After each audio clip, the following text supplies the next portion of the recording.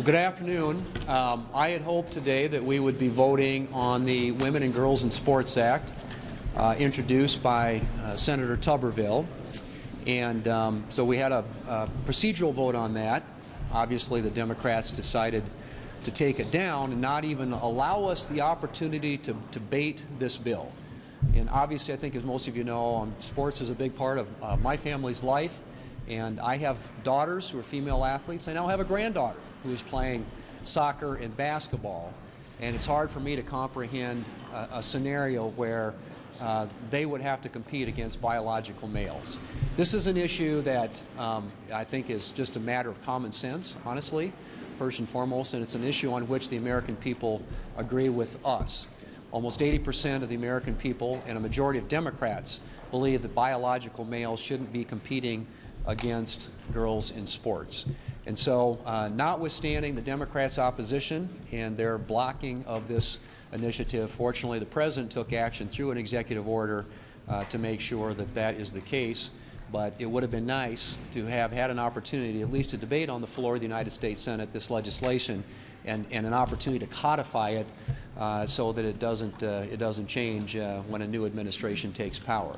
But I just believe fundamentally that this is an example of the Democrats using the filibuster to block a piece of legislation, a filibuster that just as recently as a few months ago they wanted to get rid of, you remember, so that they could move their agenda forward. And now they use the filibuster to prevent us from even getting on and debating the Women and Girls in Sports Act. And I think that's unfortunate.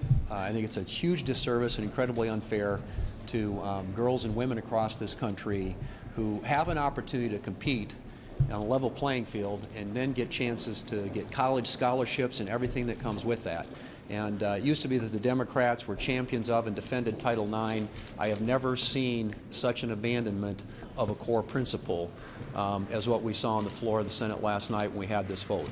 But I'm happy that our champion of this, our sponsor, Coach Tuberville, is here, and I'm going to hand it off to him and then to a Division I athlete, Shelley Capito, to speak to this subject as well. Coach. Thank you. Oh, there you are. Yep, sorry, thank turned you. the wrong way. Yeah, thank you. You know, I sat up last night trying to think of a word to describe what happened yesterday to girls and women across this country. I still hadn't come up with it. Amazing to me that anybody would be against girls and women's sports. But that's what happened yesterday. For the third time since I've been here, going on 5 years. I spent all my life in coaching. And the best thing that's ever happened to women and women's sports is Title IX.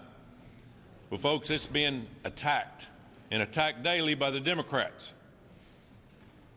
There is no reason why that should not have been a 100-0 vote. It makes no sense. It really doesn't. And I want you to look at this. Women's sports is being attacked. Men and women's sports, the Democrats say there's only a few. Well, it doesn't take but one to injure somebody. Again, I've spent my entire life watching competition, and this is a no-nonsense vote of voting for girls and women. And here's what's going to happen. We've got high school teams across this country. Democrats say there's only a few, but we have complete high school teams across this country that are transgender boys on women's teams. Complete teams. And it is gaining momentum. So let's go ahead and run women's sports into the ground and do away with it. Let's go ahead and cancel it right now because that's what they're saying. Here's another deal. NIL, money going to athletes, which I'm fine with because athletes work hard, but the problem is none of the money is going to women's sports. So what's going to happen? What's going to happen is we're going to have transgenders in women's sports, and now we're taking all the women's sports and saying we do not have funding for you because the money has to go to NIL.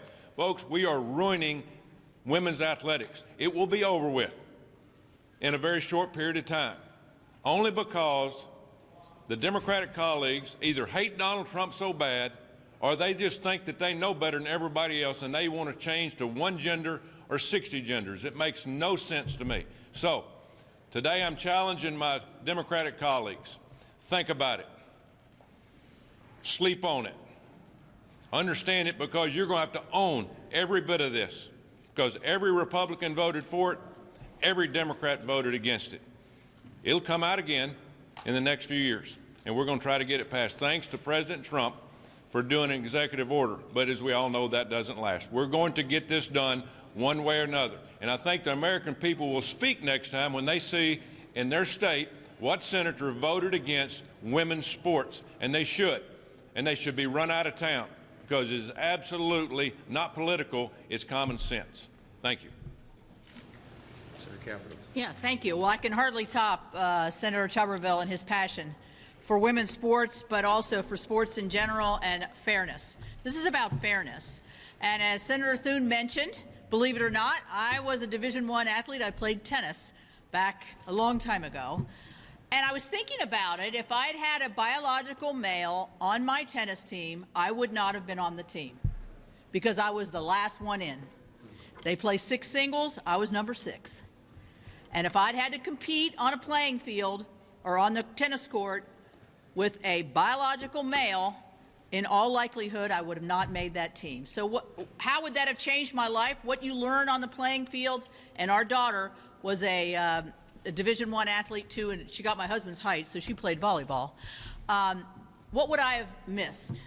I'd have missed the concept of teamwork that we work on every day here. I'd have missed how to win, how to lose. I'd have missed how to be a leader, how to be a captain, how to speak up for yourself. I would have missed things like etiquette on the court and learning how to be strategic.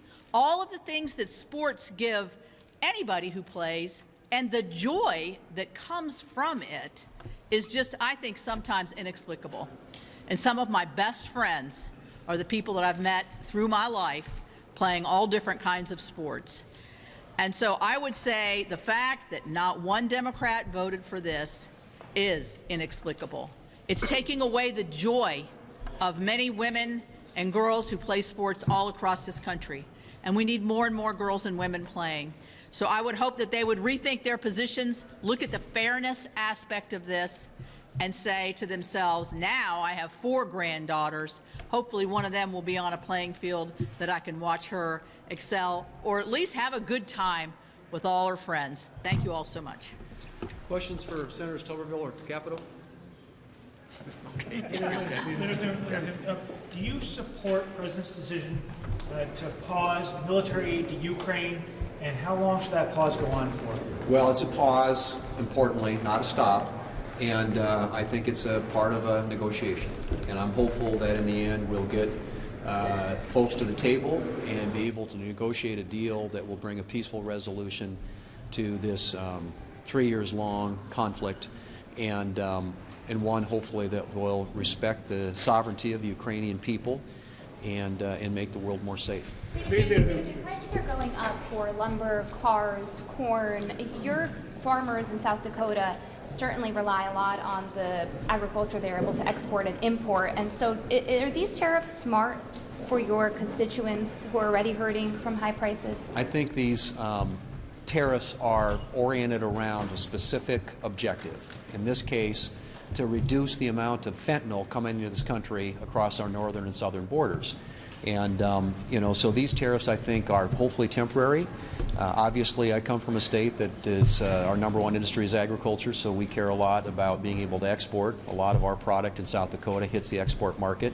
And trade is an important part of our economy in our state. So I pay a lot of attention to it. This is clear to me something where the president, who, by the way, has used this tool in the past to get a specific outcome, is trying to achieve that again. And in this case, it's to reduce the amount of fentanyl flowing into this country across our northern and southern borders. But these are not temporary. These are long-term. If prices continue to go up, will you stand by the president through and through on this? Well, what I'm willing to do is give the president some latitude to try and accomplish the objective he seeks to get done here. I think, as you know, I'm a different place on tariffs probably than some of my colleagues, and certainly maybe the administration. But at the end of the day, it's really about trying to achieve the desired result, which, as I said, is very clear in what the President's trying to get done here. And hopefully, when it's all said and done, this won't be something that will create a lot of disruption to the markets in states like mine, South Dakota, where we very much are dependent upon agriculture. Thank you. Thanks, guys.